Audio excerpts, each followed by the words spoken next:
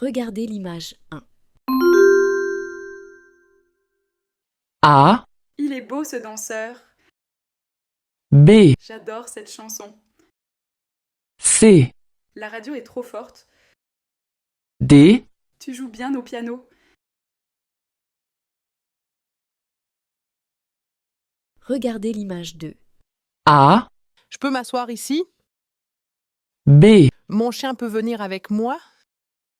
C, Quand passe le prochain bus? D, Vous me donnez un ticket? Regardez l'image 3. A, 1, 2, 3, levez-vous. B, Attention, souriez. C, Chantez ensemble. D, Prêt, parti.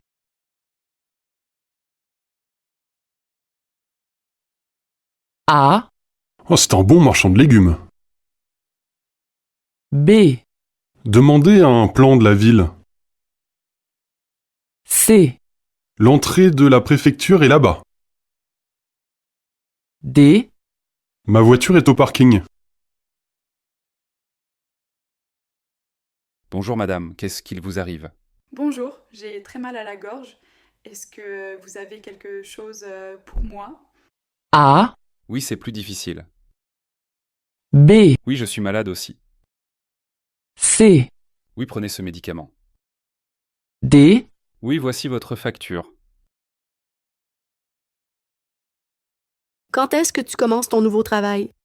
A, Il y a 15 jours. B, La semaine prochaine.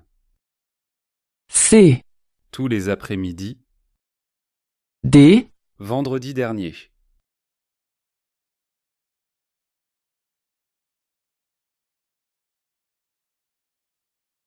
Question 7. J'ai envie de me baigner. On se retrouve à la piscine? A, Oui, mais tu ne viens pas. B, Non, moi j'aime bien nager. C, Non, j'ai envie de nager. D, Oui, pourquoi pas? Question 8. Vous avez reçu la commande de Madame Cordier? A, Oui, bientôt. B, Oui, ce matin. C, Oui, d'accord. D, Oui, pourquoi pas. Question 9. Salut Charlie, je prends l'avion jeudi à 4 heures du matin et à cette heure-là, il n'y a pas de transport en commun. Tu peux m'emmener à l'aéroport en voiture? A, Avec plaisir, j'adore les voyages. B, Bien sûr, je passe te prendre chez toi. C, D'accord, je te prête la valise. D, Parfait, je viendrai te chercher à la gare. Bonjour mademoiselle Hublot, ici le service des institutions de l'université. Je viens de regarder votre dossier de candidature et il manque la photocopie de votre passeport. Merci de nous l'apporter au plus vite au bureau 308. Question 10. Que doit faire mademoiselle Hublot? Ça te dirait d'aller voir Liberté ce soir? Là, il passe à 20h. D'accord, mais pas à 20h, c'est l'heure où je quitte le travail. Allons voir Séraphine alors. Il passe à 21h. Je l'ai déjà vu. Et pourquoi pas l'ombre? Il n'est pas encore sorti. Question 11. De quoi parlent ces deux personnes? Soyez les bienvenus dans notre bus à destination de Paris-Merci. Nous ferons une pause à midi pour vous permettre de vous restaurer. Je vous rappelle que vous pouvez connecter vos appareils sur notre réseau tout au long du trajet. Un agent passera parmi vous pour vérifier vos billets et votre numéro de siège. Je vous invite à l'informer si vous voulez en changer et à lui poser une question. Merci d'avoir choisi notre compagnie et bon voyage. Question 12. Quelle est la particularité de ce bus? Bonjour, je souhaiterais réserver un séjour aux Seychelles. J'ai plusieurs options de voyage à vous proposer, dont une offre très intéressante. Un combiné avion plus hôtel 4 étoiles sur une ligne principale à 1 300 € la semaine, avec un départ entre le 10 et le 15 décembre. Auriez-vous d'autres offres à me proposer? J'ai également des hôtels de catégorie inférieure. Oui, c'est ce que je préfère. Question 14. Qu'est-ce qui pose problème aux clients? Alors, finalement, tu as vu l'exposition, Mathis? Oui, j'y suis allée pendant les vacances. Il y a eu 2 heures de temps avant de pouvoir entrer. Heureusement que j'avais un bon livre. Ah oui, c'est souvent comme ça. Mais après, tu as vu la disposition des tableaux, l'organisation de l'espace, la lumière. C'est vraiment super. Oui, il y a un premier éclairage qui met bien l'étoile en valeur.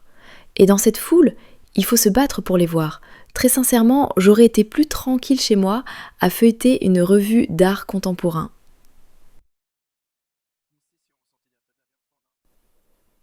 Question 14. Pourquoi l'interlocuteur n'a-t-il pas apprécié l'exposition? Bonjour, Marc Pitot à l'appareil. Je voudrais parler à Monsieur Lacoste. Il est en formation cette semaine. Je peux lui laisser un message? Je vous écoute. J'aimerais lui faire découvrir le nouveau logiciel de ma société, Infolog. Vous pourriez le rencontrer la semaine prochaine. Bien sûr. Je dois justement voir des clients à Lyon, jeudi et vendredi. Disons jeudi matin alors, 10 heures. C'est parfait. Merci mademoiselle. Question 15. Pourquoi Marc Pitot veut-il rencontrer Monsieur Lacoste? Alors, mademoiselle, vous postulez donc pour être vendeuse au rayon parfumerie. Vous savez qu'il est nécessaire d'avoir certaines qualités. Pouvez-vous me dire quelles sont les vôtres? Eh bien, je dirais que je suis souriante, je sais être patiente et écouter les gens. En général, on me trouve sympathique. J'ai vraiment de bonnes relations avec le public. Je vois dans votre CV que vous avez déjà une expérience dans la vente. C'est important pour ce poste. Vous seriez disponible à partir de quelle date? Dès la semaine prochaine. Question 16. Qu'est-ce que la candidate valorise lors de son entretien? Tu sais, Gilles, j'ai vraiment peur. Ne te mets pas dans des états pareils. D'accord, c'est un entretien important pour ta carrière. Mais tu as toutes les qualités pour décrocher le poste. C'est vrai que tu es jeune. Mais même si tu n'as fait qu'un stage dans une boîte de communication, tu as un diplôme d'une bonne école de commerce. Reste confiante. Tu es gentil, merci. Question 17. Selon Gilles, qu'est-ce qui permettra à son ami d'obtenir le poste? Charles, vous avez retrouvé le dossier bleu, celui sur la production laitière. Je dois le relire avant de le communiquer à mes associés. Mais madame, il est sur votre bureau? Je vous assure que non. Il y a celui sur les quotas, celui sur les subventions, et ce matin, vous m'avez dit que vous ne le retrouviez pas. Pardon, je vous ai dit que je le mettais sur votre bureau. D'ailleurs, regardez, c'est ce dossier bleu, sous vos jambes. Ah mais oui, vous avez raison, je suis vraiment désolée. Mais ce n'est rien, madame. Je crois simplement que vous travaillez trop. Vous devriez prendre les projets. Question 18. Qu'est-ce que la responsable a cru au sujet du dossier bleu? Allô, bonjour madame Tremblay. Je suis désolé, il y a eu un problème informatique à la banque, je ne peux pas retirer d'argent. Ou bien je vous règle mon loyer dans 2 ou 3 jours, ou bien je vous apporte un chèque demain, si vous préférez. Non, ce n'est pas la peine. 2 ou 3 jours, ce n'est pas si long. Ok, merci beaucoup. Question 19. Que va faire la propriétaire? Quel froid ce matin. Ouais, mais au moins, il y a du soleil. C'est sûr, à côté de hier, il a plu toute la journée. C'était l'horreur. Ah oui, j'aime mieux ce froid sec. Question 20. Quel jour fait-il aujourd'hui? Bonjour Madame l'évêque. Qu'est-ce qui vous amène aujourd'hui? Eh bien, ma voiture a un problème au démarrage depuis hier. Elle démarre assez bien, puis elle s'arrête brusquement au bout de 10 minutes. Vous pouvez voir ce qui se passe? Non. Maintenant, ce n'est pas possible. Demain, peut-être. Ah, c'est dommage. J'en ai vraiment besoin dès demain, Monsieur Lavoie. Attendez. Je regarde mon agenda. Bon, écoutez, laissez-la à moi toute l'après-midi, et vous la reprendrez ce soir. Elle sera prête. C'est vraiment très gentil de votre part. Alors, à ce soir, merci. Question 21. Que va faire la cliente?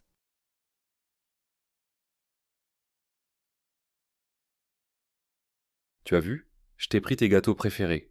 Tu as pris un lot de 4? Ça fait beaucoup, non? Prends-en moins. Il y en a 4 pour le prix de 3.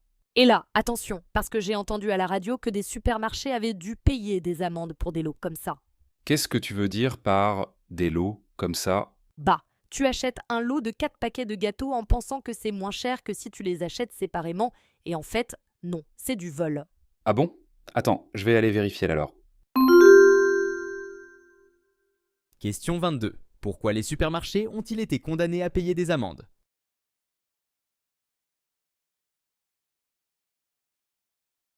Monsieur, bonjour.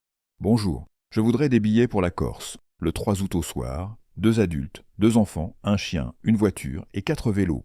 Je regrette, monsieur, mais pour cette date, ce ne sera pas possible. C'est complet pour les véhicules. Il y a une possibilité pour le 5 août, mais en cabine seulement. Va pour le 5 août en cabine. Je vous règle maintenant? Non, vous réglerez lors de l'embarquement. Je vous rappelle qu'il faut vous présenter à la gare maritime 2 heures avant, et que le chien devra être tenu en laisse tout le long du trajet. C'est à quel nom, s'il vous plaît? Perrier. Voici votre réservation, monsieur. Bon séjour en Corse. Question 23. Pourquoi le voyage en Corse est-il impossible le 3 août? Pour Catel, elle a profité d'études peu coûteuses, mais elle a aussi découvert un rapport aux études supérieures complètement décomplexé par rapport à ce qu'on connaît en France. Contrairement à la France où on est vraiment dans un programme prédéfini, avec une option fortement recommandée, où on n'a pas vraiment le choix, j'ai pu choisir mes matières. J'ai pris des cours sur la presse, sur Napoléon. Sur Napoléon, c'est marrant de voir la vision. Par exemple, eux, ils ne disent pas la défaite de Waterloo, mais la victoire de Waterloo. Question 24. Pourquoi Catel a-t-elle apprécié ses études en Allemagne?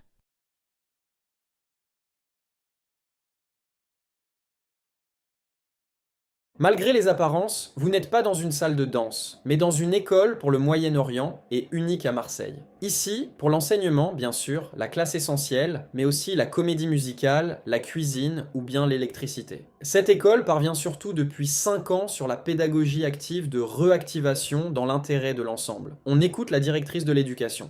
La pédagogie active, c'est une pédagogie qui implique l'élève dans son apprentissage. Il est acteur, c'est-à-dire qu'on va le familiariser tout seul, avec un aide ou avec n'importe quel support d'information. Il s'autonomise tout en prenant plaisir à apprendre. Question 25. Selon la directrice de cette école, quel est l'objectif de la pédagogie active? Il va faire chaud cette semaine, très chaud. La chaleur va de nouveau être difficile à supporter. Cette situation fait les affaires des professionnels du tourisme de la montagne. Là-bas, pendant la nuit, les températures vont de 12 à 15 degrés, ce qui permet de mieux se reposer. Pendant la journée, il est possible de faire des activités nautiques dans de l'eau bien fraîche. C'est ce dont tout le monde rêve actuellement. Question 26. Selon ce reportage, que font les touristes pendant les grandes chaleurs? Salut Géraldine, ça va? Pas trop. Tu sais que je cherchais le travail. Maintenant que je l'ai trouvé, je ne suis pas très contente. Pourquoi? Tu ne touches pas assez d'argent? Non. C'est que 2 fois par semaine, je commence à 6 heures du matin et à 1 heure de chez moi en plus. C'est trop. Et comment tu gérerais pour les enfants? Gilles va s'en occuper, mais moi, imagine. Je ne sais pas comment je vais faire pour récupérer. Tu vas dormir le week-end? Question 27. De quoi se plaint Géraldine? Je pense que le chef de département a raison. Il faut modifier la façon dont nous fonctionnons et redéfinir clairement les missions de chacun. Oui, je suis d'accord, d'autant que nous avons eu des incompréhensions entre nous ces derniers temps. D'après moi, elles sont directement liées au fait que personne ne sait précisément où commence son rôle et surtout où il s'arrête dans le projet. Tout à fait d'accord. Moi-même, je suis un peu perdu. Si tout le monde essaie de tout faire, on ne sera jamais d'accord au sein de ce service. Sans compter que ça ne nous fait pas gagner de temps. Bien. Alors, mettons ça à l'ordre pour la réunion d'équipe de demain. Question 28. Quel est l'objet de la discussion? On imagine pouvoir faire le tour du monde sans avoir à payer pour te loger.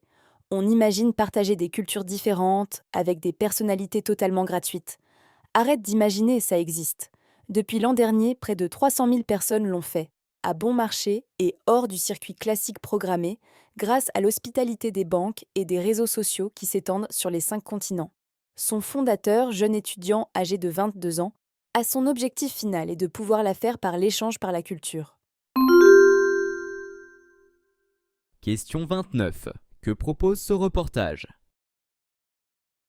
Alors François, c'est encore une fois ton réveil, qui n'est pas sonné. Non, c'est facile pour quelqu'un qui sent l'arrêt en voie qui est embouteillage pour justifier ses retards du haut. Quoi alors, petit François? Mais vous n'avez pas arrêté de travailler dans le métro?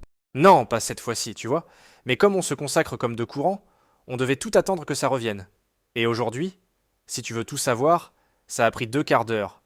Mais moi, monsieur, je ne colloque pas matin et soir avec ma voiture. Question 30. Pour quelle raison François est-il arrivé en retard? N'oubliez pas que je dirige ce service et que vous devez faire ce que je demande. Je suis prêt à dialoguer avec vous à propos de l'organisation des livraisons, mais il n'est pas question de remettre en cause ma manière de travailler dans ce bureau. Question 31. Que fait ce chef de service?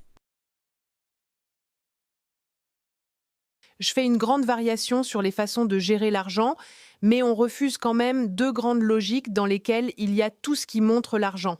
La logique de mise en commun de l'économie, donc c'est tout le temps le fait sur l'économie générale, le concept de l'économie générale qu'on veut dans les politiques sociales, c'est la grande mise en commun de l'économie, ça donne l'impression aussi que les deux ont accès à l'argent et que les deux aussi partagent une redistribution qui demande des terres à l'économie.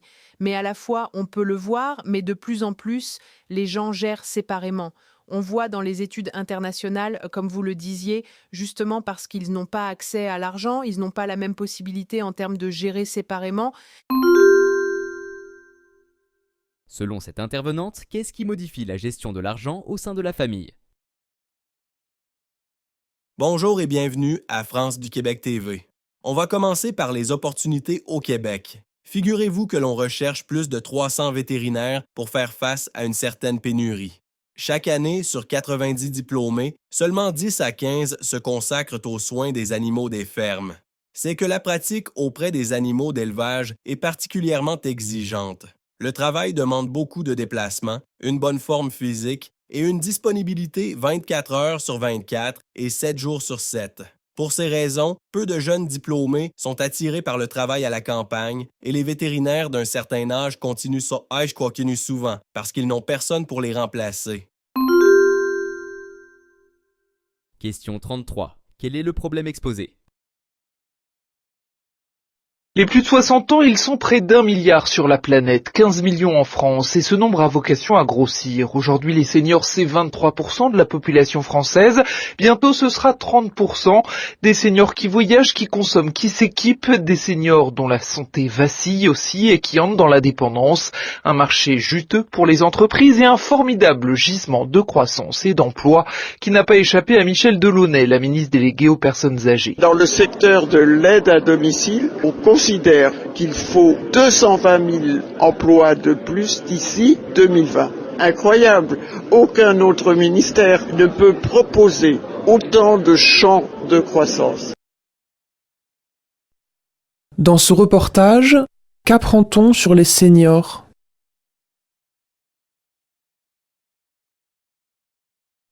« 20% du bassin arctique canadien est devenu corrosif pour certains de ses habitants.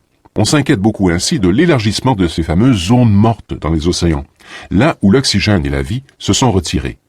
Elles sont particulièrement nombreuses le long de la 3e côte océanique canadienne, donc le long de la province de la Colombie-Britannique. Denis Gilbert est chercheur scientifique au ministère canadien de Pêche et Océan Canada. Selon lui, il faut savoir dépasser les simples manchettes alarmistes des journaux, basées souvent sur les cris d'alarme des environnementalistes. Le phénomène des zones mortes ou de l'hypoxie n'est pas nouveau, et ce n'est pas obligatoirement une mauvaise chose. La preuve, en tout cas, reste à faire. Quelle est la position du chercheur Denis Gilbert? Bonjour, j'espère bien que vous êtes bien chez vous. On me conseille de réaliser l'étude de marché, mais je dois vous avouer que je ne sais pas exactement comment faire. L'étude de marché consiste à valider votre projet en identifiant sur le terrain vos concurrents et vos clients potentiels, ainsi qu'en analysant les besoins de votre marché en matière de produits ou de services. Oui, mais je connais bien le secteur dans lequel je m'engage et je dispose déjà des informations. Ne négligez pas cette étape. Elle vous permet de définir une stratégie commerciale pour atteindre vos objectifs. Question 36. Quelle est la réaction de cet homme? Bonjour à tous, Noël est passé et maintenant on va s'intéresser aux jeux vidéo. Alors il faut dire que je pensais que ça ne pouvait pas être un jeu sur le commerce qui n'était pas sain pour les enfants et pour les gens, et les gens jouent aussi. Il est vrai que pour les jeux, il existe des réglementations qui s'appliquent, notamment sur l'interdiction de certaines substances qui ne doivent pas être présentes dans le jeu ou alors avec un limite de concentration tel que ça. Après, comme tous les produits de consommation sur le marché, il n'y a pas d'autorisation sur le marché comme ça existe pour les médicaments. Question 37. De quoi s'étonne le premier interlocuteur? Tout d'abord, cela tient à son mode de fonctionnement original. En effet, l'Alliance française n'a pas pour objectif de générer des bénéfices. D'autre part, son principe, né de la volonté de ses fondateurs, est assez singulier. Le personnel des Alliances françaises est principalement composé d'étrangers, de détachés, d'expatriés et de personnes soutenues par le ministère des Affaires étrangères. Cependant, aucune alliance française n'est strictement française. Dans chaque pays, il y a un conseil d'administration à caractère local, parfaitement responsable, en contact avec la fondation, mais dans une grande autonomie, et pourtant que les principes mêmes de l'Alliance française dans le milieu soient respectés. Question 38. D'après la personne interrogée, sur quoi repose la vulgarité des alliances françaises? Par principe que nos vies contemporaines, en ce qu'elles sont, peu à peu, si on ne prend pas garde, vont être expulsées de nos journées tous les temps d'attente et de nos actions. Mais sans barrage, on peut nous arracher dans des actions, faire les choses dans notre humeur et dans notre cerveau. Soit nous nous reposons dans des distractions en lien avec les repères fondamentaux de la vie ou les aspects psychologiques de l'existence, que ce soit s'influer ou non, notre cerveau n'entre sur un mode très simple qui est d'être là, conscient que je suis vivant, conscient que j'appartiens à un monde naturel, et juste se contenter de ressentir ces phénomènes. Selon l'interprète, qu'est-ce qui caractérise nos vies contemporaines?